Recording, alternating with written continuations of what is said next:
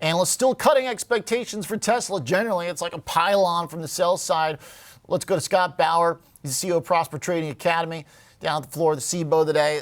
You know, we'll be risk on if they buy Tesla, Scott, because that's like the last thing people go for these days.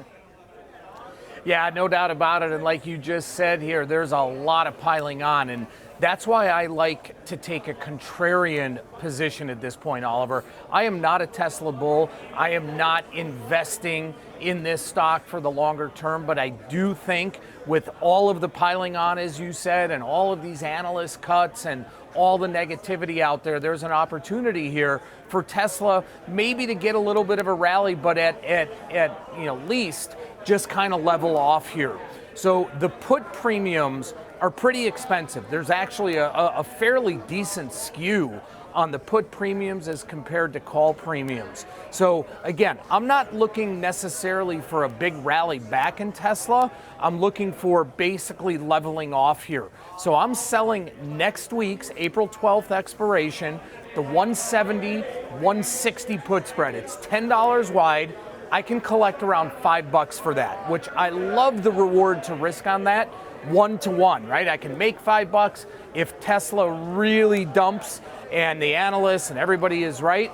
Okay, this thing can go to $10 and my loss is $5. But I really like the potential here for a short-term bounce or at least some stability here, which is why I'm taking advantage of this extra put premium that's out there right now. So the market's gotten a little skewed, bearish, buying up downside, and you're open to selling them some.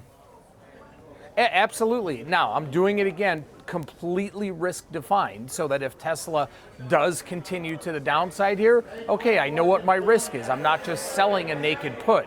But I love this opportunity here. It gives me, still 7 trading days out to next Friday here, where I can either roll it out, potentially close it, whatever I want to do with it. But I'm just taking advantage of what I think is a very over bearish position at this point. Again, let me reiterate, I am not a Tesla bull. I do think in this particular time, though, it's a little bit overdone.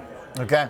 And so the 170, 160 selling $5 below where we're at right now. So exactly. You've got a little bit of room from here, basically, but you don't want it to drop too much, obviously.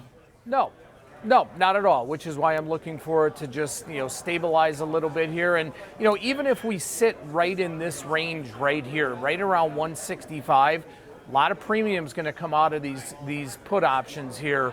And even though this spread next Friday would be worth $5, if the stock is right here, up until then, it's going to trade a lot lower than that if we start to stabilize here. So again, I love the risk premium in this. I love the premium I'm collecting, and my risk is limited. Okay, selling the 170, 160 gives you basically 60 cents, until it's, you're in the money for like 85 cents right now, basically your break even. So you've picked a point that it's basically trading at. You're kind of drawing the line in the sand saying, this is it today, which is effectively a way to buy the dip. Yeah, it is. And again, very short term, right? That's why I'm using next week's options, because what's going to happen 2 weeks, 4 weeks, 6 months from now?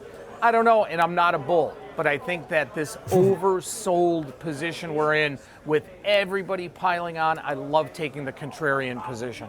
Well, it does kind of seem that if it were to break, if it were to go below your threshold for the trade, then that would be, the new low for the year, because we were holding on. We were here in mid-March. So if the trade goes awry, then boy, you'd be having some really bad stuff happen in the Tesla chart. I don't think folks would be ready for that. So you're kind of fading an extreme scenario. There's a lot of room to the downside if it breaks. There's no question about it. There's a lot of room. Yeah. All right. Thanks, Scott. Like the trade. Okay. Taking a stab here. A little belief in Tesla as the market has continued to pile on its negativity. Analyst note after analyst note, like every day the past week. Thanks, Scott Bauer, for the trade.